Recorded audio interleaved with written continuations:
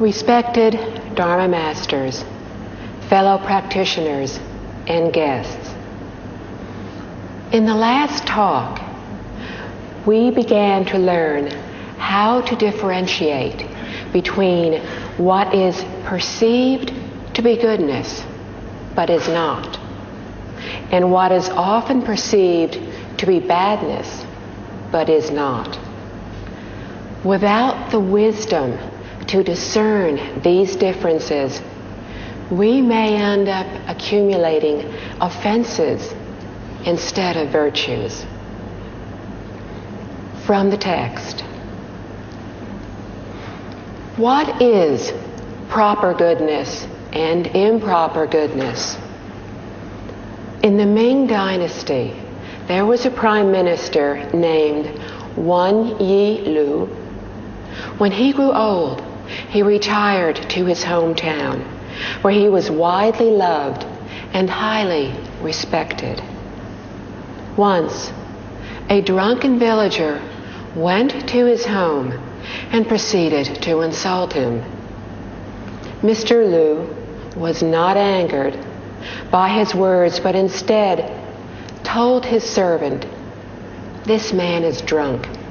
Let's not argue with him." With this, he closed the door and ignored the onslaught of insults. A year later, the same man committed a grave crime and was given the death penalty.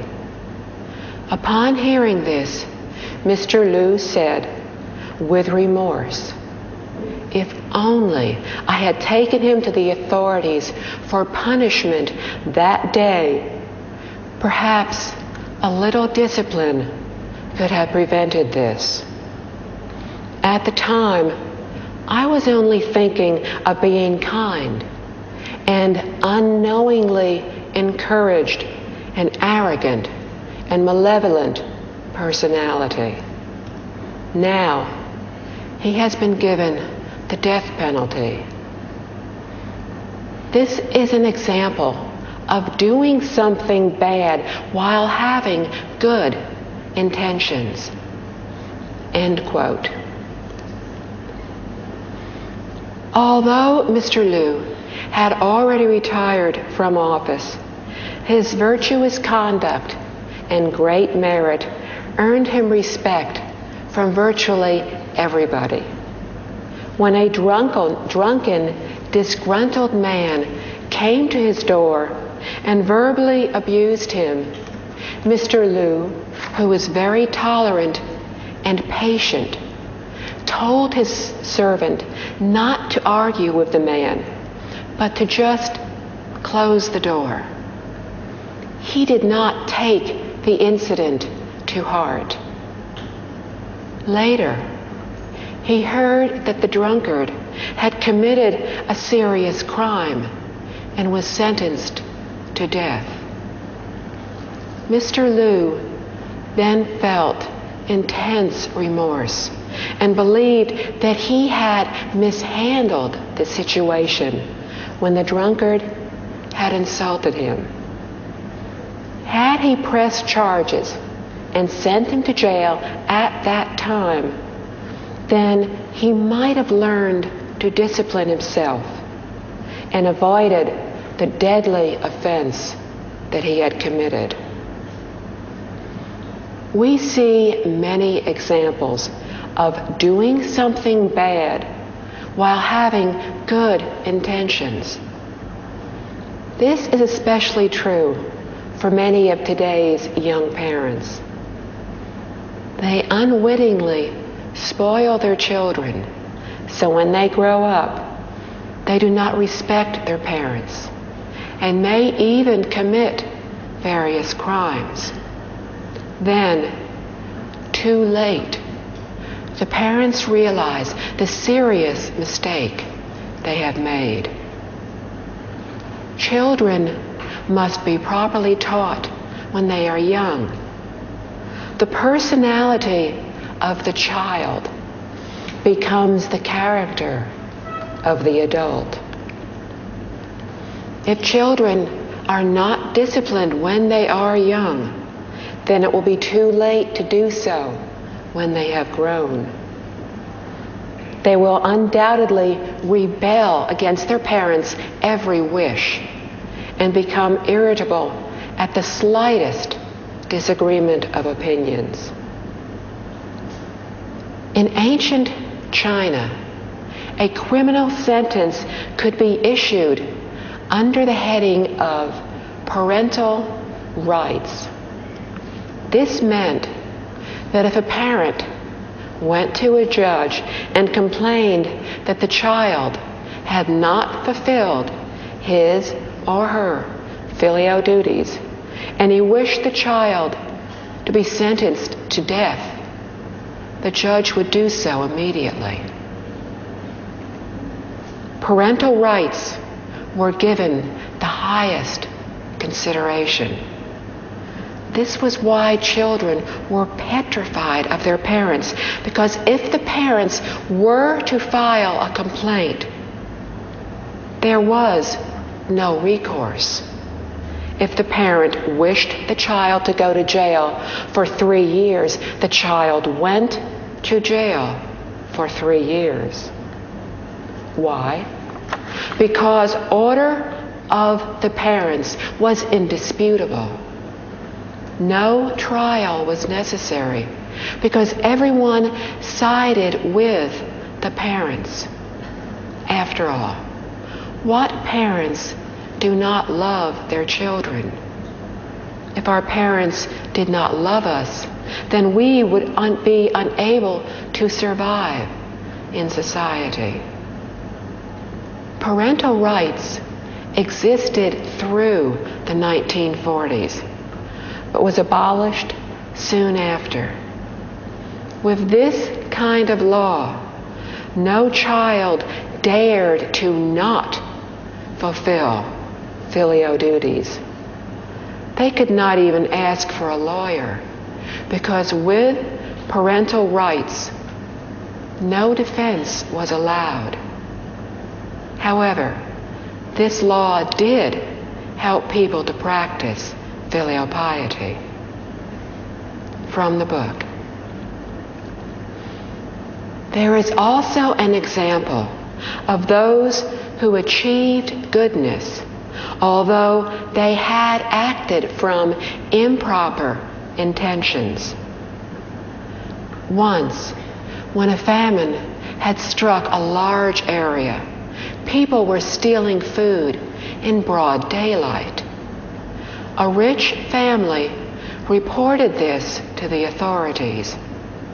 However, the government did nothing to stop the thieves. Eventually, the poor grew even more daring, and chaos was imminent. So the rich family took the law into their own hands and proceeded to catch and punish those who had stolen from them. In this way, peace was restored and the stealing was stopped. Otherwise, the turmoil would have gotten completely out of hand. End quote. When a famine strikes, those who are poor may well turn to robbery. In this account, when the wealthy complained to the authorities about the robberies, the authorities ignored them for fear of starting a riot. The thieves became even more daring, and then the authorities had no way of controlling them. So people formed a vigilante group, caught and punished them. Peace was restored. If they had not done this, then order would have been completely disrupted. The action was bad and was done with selfish intentions. However, the results benefited everyone. From the book. We all know that goodness is proper and wrongdoing is improper. However, there are cases when deeds done out of good intentions resulted in bad. This is called the improper within the proper. There are also deeds done out of improper intentions that resulted in good. This is called the proper within the improper. We can all benefit from understanding this. End quote. Good intentions are proper. Bad deeds are improper. In the previous example, Mr. Liu had committed a bad deed, although his intention was to do good. This is the improper within the proper. The standard for good and bad are determined by the effect an action has on morality and society. For instance, becoming a vigilante and punishing someone on our own is obviously not considered good. But in this situation, the authorities had ignored the criminals and the riots were getting out of control. Thus, some action needed to be taken to protect lives and possessions. By taking the law into their own hands, the wealthy family restored order. They stopped the thieves from creating further chaos and disrupting a proper way of life. Thus, a good deed was done due to selfish intentions. This is the proper within the improper. From the book. What is half goodness and full goodness? I Ching, the Book of Changes, said, people who do not accumulate virtuous deeds will not achieve honor. On the other hand, people who do not accumulate bad deeds will not bring about self-destruction. The Book of History said, the last emperor of the Shang dynasty, Zhou, had committed the very worst of crimes. The dynasty ended with his death. End quote. This is a lesson taught by ancient sages and virtuous people. Such lessons were called sutras and were respected as such, for they taught of the truth which surpasses time and space. If we do not practice goodness, we will not attain integrity. On the other hand, if we do not commit wrongdoings, we will not suffer adversities. From the book. It is like collecting objects in a container. With diligence, it will soon be full. If we are lazy, then the container will only be half full. This is one example of full goodness and half goodness. Once, a poor woman went to visit a Buddhist way place and wished to make a donation. Being extremely poor, She only had 2 cents, but she freely gave these to a monk. To her surprise, the abbot himself came to help her regret 4 past offenses and to dedicate her merits. Later, she was chosen to enter the imperial palace and obtained wealth and prestige. Clad in her riches, she again went to the way place to make a donation, this time bringing thousands of silver pieces. To her dismay, the abbot only sent his student, another monk, to help her dedicate her merits. She did not understand and questioned the abbot, saying, "In the past, I only donated 2 cents, yet you personally helped me to express my regret for past offenses. Today, I come with great wealth to give, and you will not help me perform my merit dedication. Why?"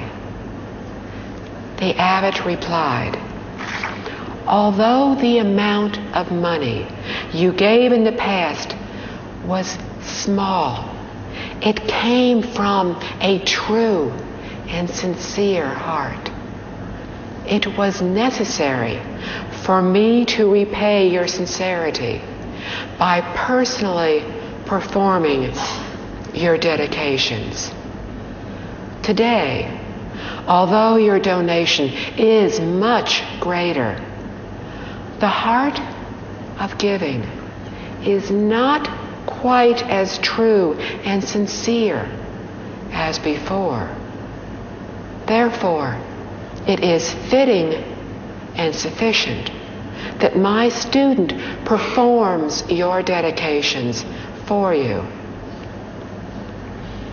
This is an example of how thousands of silver pieces are only considered half goodness, and 2 cents are whole goodness.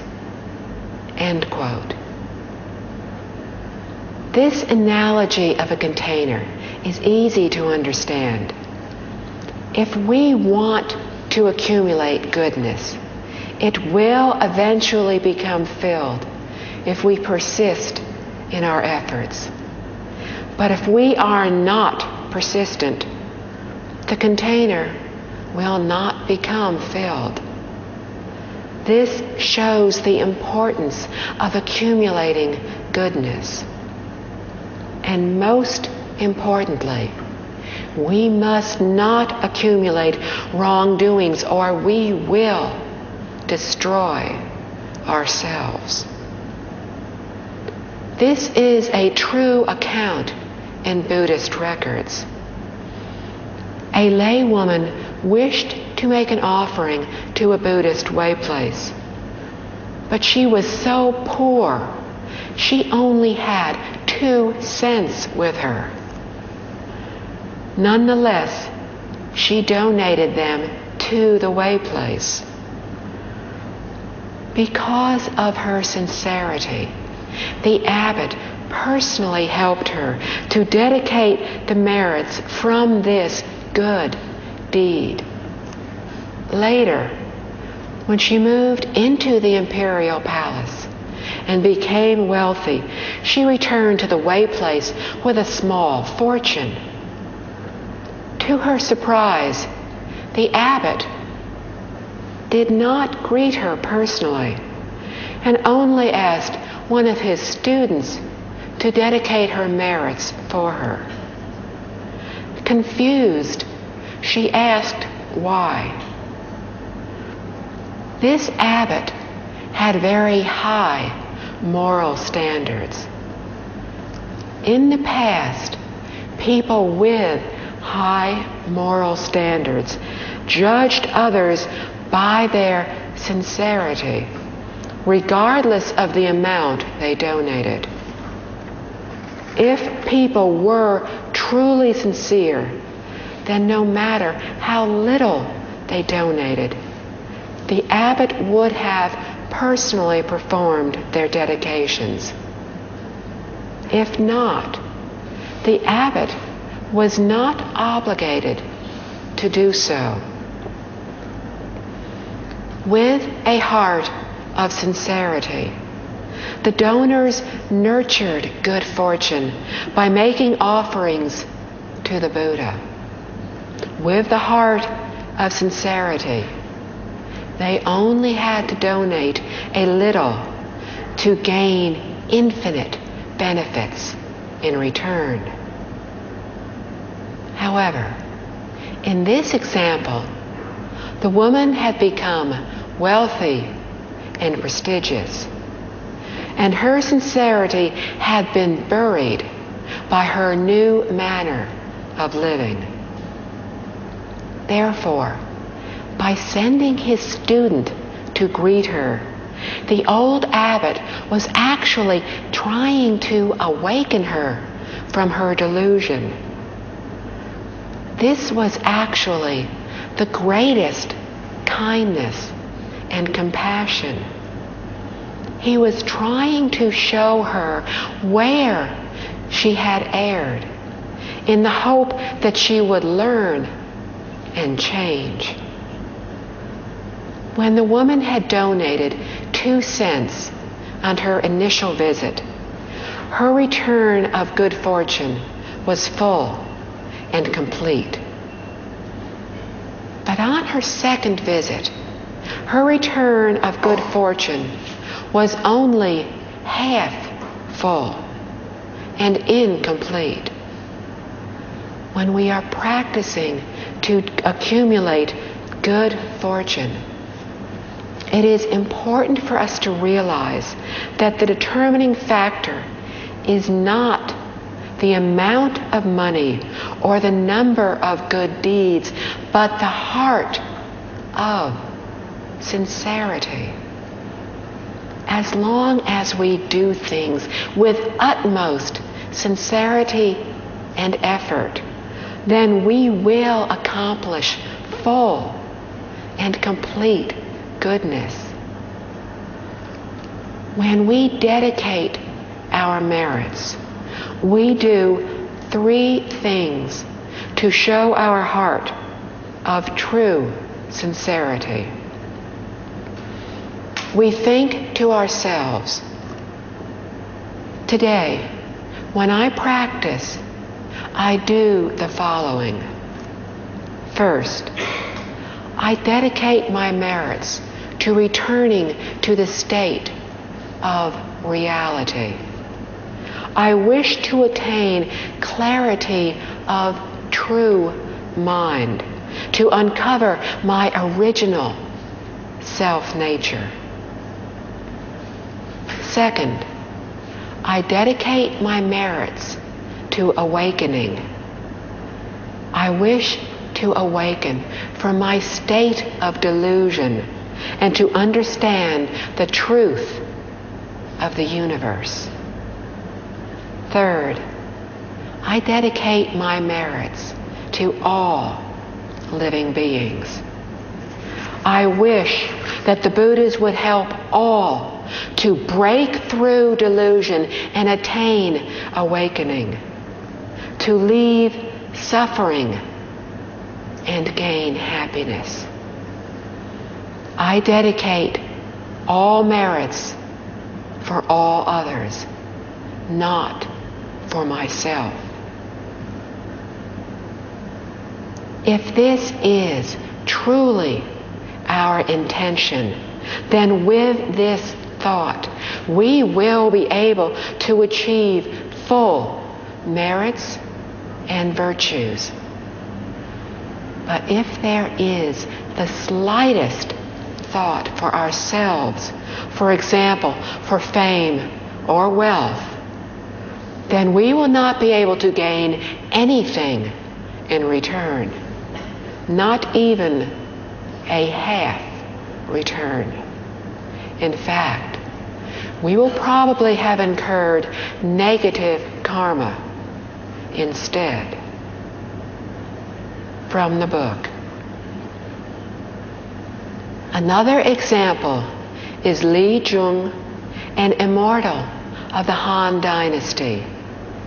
He was teaching his student, Dong Bin Lu, the art of transforming iron into gold.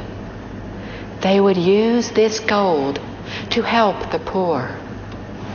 Dong Bin asked his teacher, "Will the gold ever change back to iron?"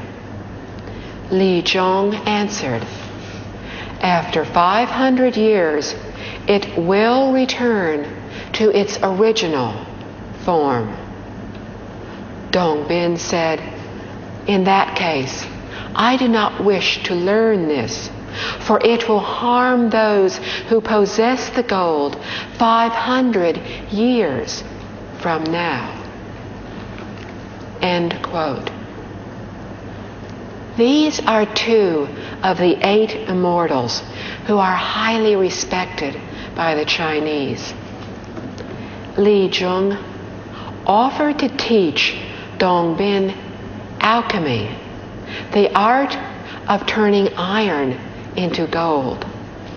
Then Dong Bin would be able to help the poor. But Dong Bin was very cautious. He wanted to know if the transmutation was permanent. Li Jun told him that it was not. Dong Bin's immediate response was that he did not want to learn alchemy because although it would benefit people for a few centuries, it would hurt those who possessed the gold 500 years later. This would have been a bad deed. However, when we look around today, most people are only concerned with what they can get now. They do not think about how it might affect others in the future. From this, we can sadly see how moral standards have declined over the years. From the book. Li Jun said, "To become an immortal, one must complete 3,000 virtuous deeds." What you have just said came from a truly kind heart. Your 3,000 deeds are fulfilled. This is another example of whole goodness and half goodness. End quote. In Taoism, it is said that in order to practice the art of immortality, we must complete 3,000 virtuous deeds. These requirements are more lenient than those in Buddhism. In the latter, we must possess purity of mind before we can achieve the state of mind of Buddhism and become a Dharma repository. Taoists do not seek purity of mind. They seek the compassionate heart.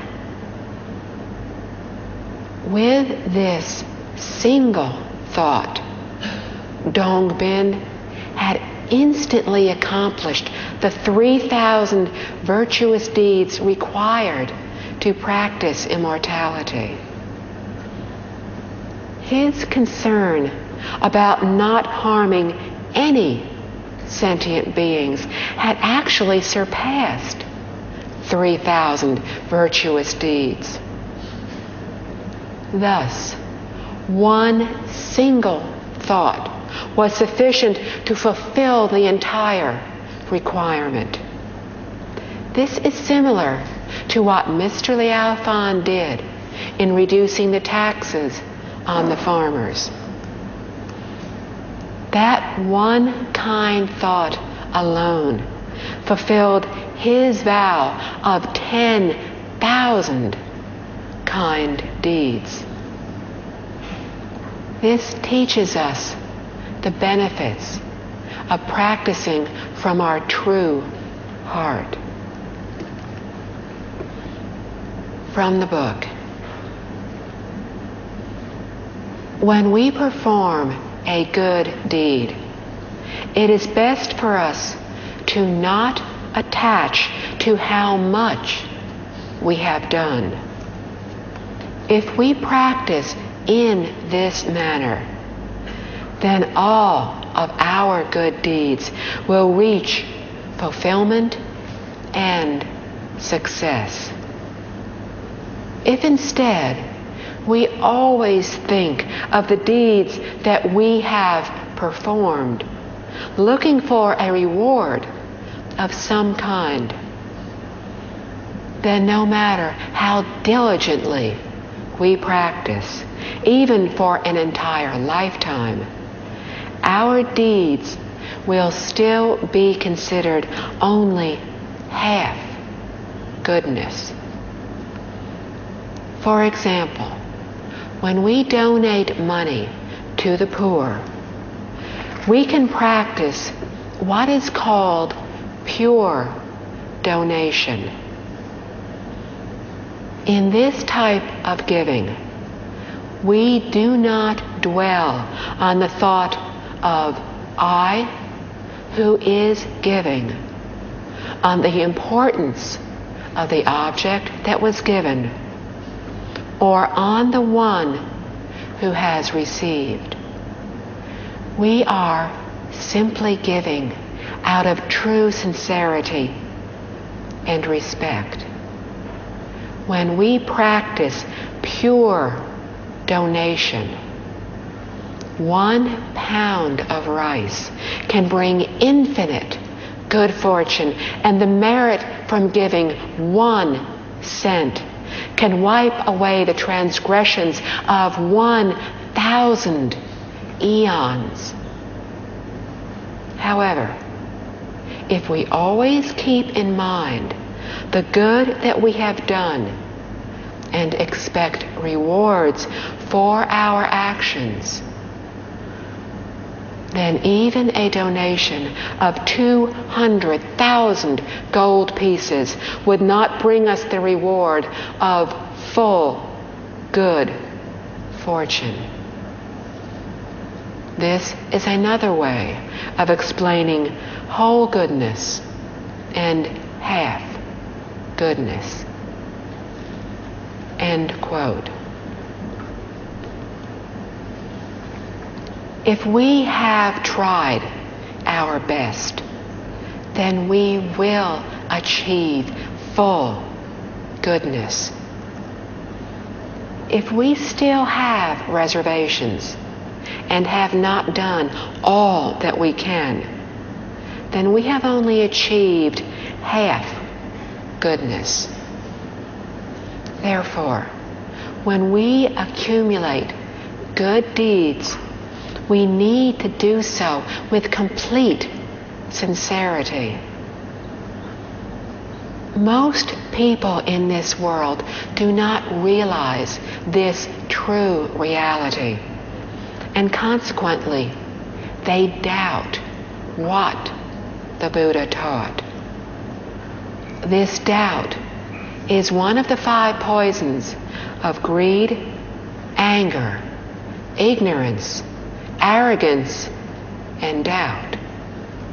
They believe and act according to what we have told them. However, in the act of practicing good deeds, they still want to reserve something, still want to hold something back. They are unable to let go of everything. They are afraid that if they give everything away, they will have nothing to live on tomorrow. This is doubt. They do not have the understanding. They do not have the wisdom or the determination to practice full goodness. They can only achieve half goodness. This is why, although many people are practicing good deeds, they do not obtain good fortune in return, and why they do not see any immediate results. If, as practitioners, we truly want to practice for good fortune, then we must fully understand and believe in Buddhism, believe in what the Buddha taught without the slightest doubt. Sometimes others will say that we are foolish and superstitious, and we may begin to think they are right. Consequently, we may refrain from thinking kind thoughts and doing good deeds. When this happens, our heart of kindness has been affected by deviated viewpoints. When we truly believe and act accordingly, the results will be easy to recognize. They will be so much more than what was described in Liao Fan's 4 lessons. They will be incredible. After reading this book, we must believe that we have the courage within to undergo anything as long as we act with sincerity. We will gain a return of 1,000-fold for a fraction of our effort. However, if we act with the hope of gaining a lavish return in return for what we do, then we have not acted with the heart of sincerity. We could give everything that we have, but we would only gain half of the good fortune, not the whole. Also, by dwelling on our good acts, we will be unable to eliminate all of our longings. This is another reason why we can only gain half goodness. When we are willing to let go of our wealth, we will gain wealth. When we are willing to give teachings, we will gain wisdom.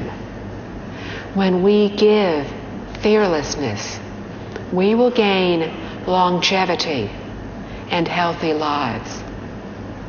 The law of cause and effect is a fact. It is as natural as the laws of heaven and earth. If we perform good deeds without expectation of reward, without the wish for prestige, wealth, wisdom, health, or long life, without the wish for anything, then we are bound to receive full and complete everything. If this is not being free and at great ease, what possibly could be?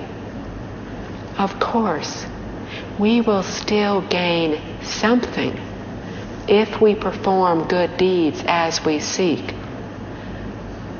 But it will neither be full nor complete. Why? When we no longer have desires, our hearts will be pure, and our behavior will be a reflection of our true nature. When our true nature and virtues are uncovered, what we will receive is incredible. And what is most wonderful is that we will be able to go to the Pure Land, to the Huazang world. The Pure Land of each Buddha land is manifested from the true nature, from our Buddha self-nature. But if we possess just one longing, then this is no longer a reflection of the true self-nature. And all the prestige, wealth, health, and long life that we have gained through practicing good deeds will eventually be gone. What we have gained will have been limited, for it is measurable, and one day it will be used up. Only a virtuous nature is similar to our self-nature. It neither arises nor ceases. This is what freedom is all about. Only someone with great merits and wisdom is willing to let go of all belongings, of everything. No ordinary person would be willing to do so. This is why we can only find bodhisattvas and Buddhas practicing great merits. Bodhisattvas are aware of the bad habits, problems, and rebellious ways of we ordinary people. But they do not mind these obstacles. They use their patience and tolerance and compassion to help all others. Therefore, the heart of a bodhisattva is different from that of an arhat or a pratyeka Buddha. The latter two still use the false heart, whereas a bodhisattva uses his true heart.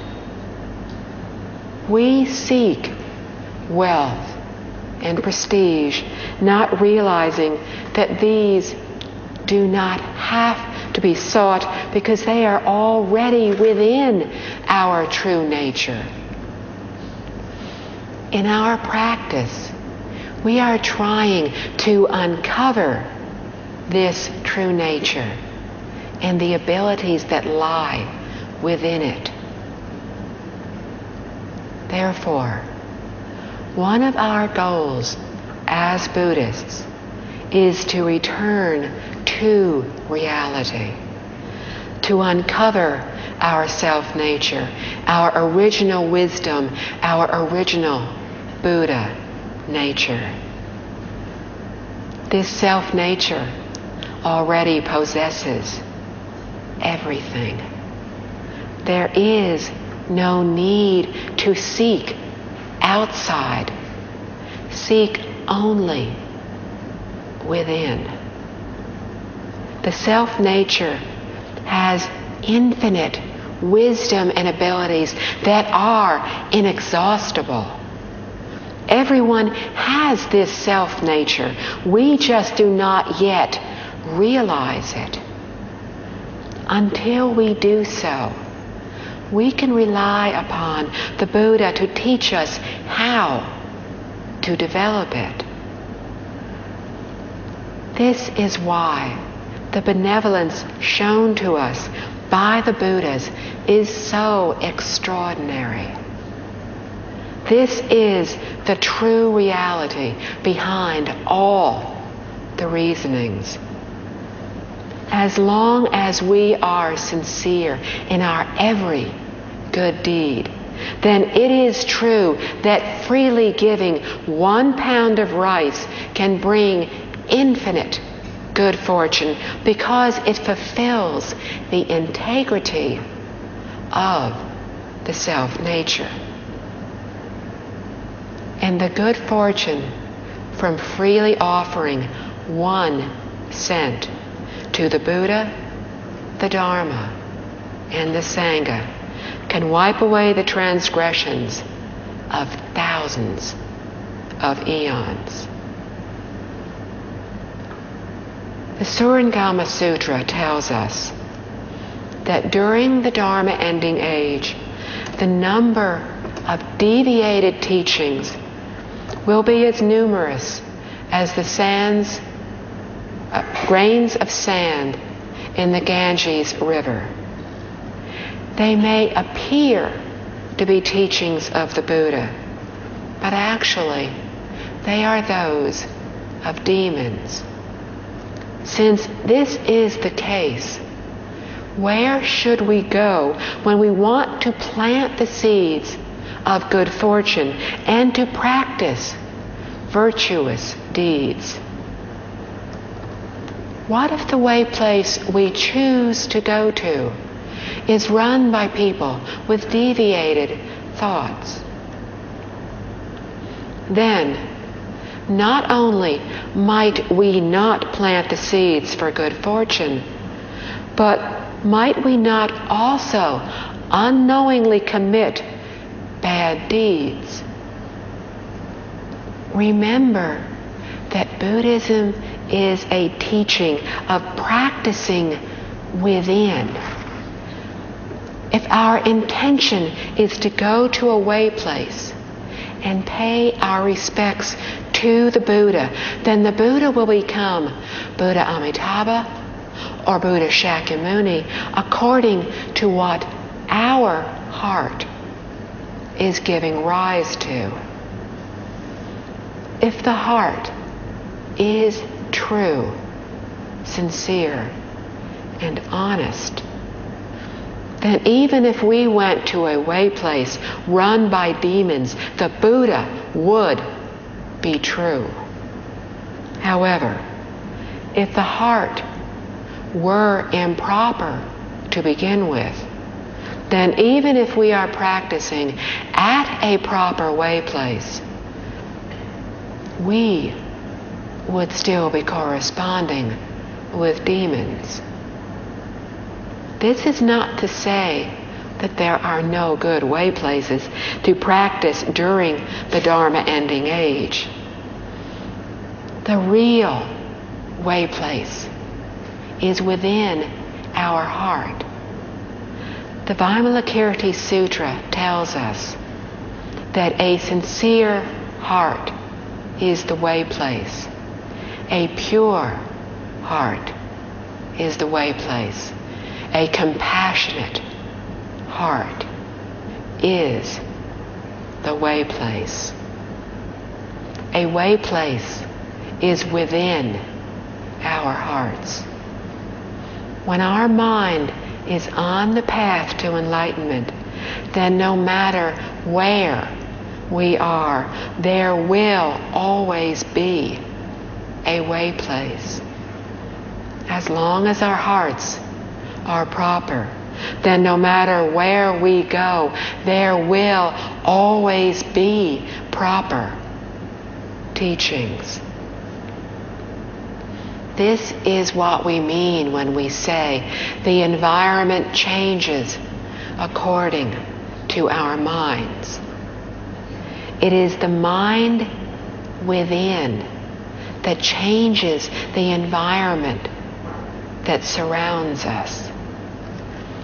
If we can just understand this and be diligent in our practice, then society and countries would have an abundance of good fortune. However, if we do not rid ourselves of wandering thoughts and attachments to our good deeds, then even if we gave away tens of thousands of gold pieces, our merit would not be full. From the book. What is big goodness and small goodness? Once, there was a high-ranking official named Zhengda Wei, who was led into the underworld to be judged for his good and bad deeds. The judge ordered his records of good and bad to be brought out. When the records arrived, Zhengda was astounded that the courtyard was filled with his bad records, and his good deeds were all contained on one single scroll. The official then ordered the two to be weighed. Amazingly, the bad records, which had filled the courtyard, were lighter than the single scroll of good deeds, which were as thin as a chopstick. Zhengda asked the judge, "I am barely 40 years old. How could I have committed so many wrongdoings?" The judge answered, "When you give rise to a single thought that is improper, it is committed and it is considered an offense there and then. It does not have to be carried out to be counted as a wrongdoing." End quote. Good fortune and kindness come in both big and small sizes. The above account tells of a man who was led before the king of the underworld for judgment. The king asked the judge to bring out the records. We have had innumerable good and bad thoughts, performed uncountable good and bad deeds during our lifetime. Consequently, there are records of every single one of these for every single one of our lifetimes. These records are kept with the king of the underworld and the ruler of the spirit world. This is why Mr. Liao taught us to have respect and fear within our hearts. After the records of Zhengda had been brought out, he saw that he had a massive amount of records which told of all his bad thoughts and deeds. On the other hand, the records which recorded his good thoughts and deeds were as thin as a chopstick. However, after the records were weighed to see which was heavier, it turned out that the thin scroll outweighed the volumes the courtyard filled with the records of wrongdoings. This was most likely because he did not commit any serious offenses, but many minor faults. Therefore, one great kind deed would offset numerous innumerable small deeds. Upon seeing the results, the judge was quite pleased. Zheng Da was a good person after all. Therefore, when Zheng Da questioned how he was able to commit so many faults before he had even reached the age of 40, the judge explained to him that even if it were just an improper thought, without any resultant action, it would still be recorded as a fault.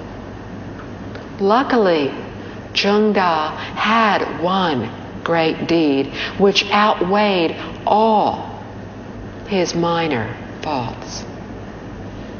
From the book. Zheng Da then asked him what was recorded on the single good scroll. The judge replied, "Once the emperor planned to build a great stone bridge, but you opposed the project due to the hardship and toil it would cause the tens and thousands of people needed for the work. This is a copy of your proposal to the emperor." Zheng Da said, "I did make the proposal, but the emperor dismissed it and proceeded with the project anyway. My proposal had no effect on the matter at all. How can it bear so much weight against my numerous offenses?" The judge replied, "Although the emperor did not accept your suggestion, that one thought of kindness you bore for tens and thousands of people was very great. If the emperor had listened to you, then the good performed would have been even greater. Therefore, when we are determined to do good for the benefit of all, a small deed can result in great merits. If we think only of benefiting ourselves, then even if many deeds of kindness were performed, the merits would still be small." End quote.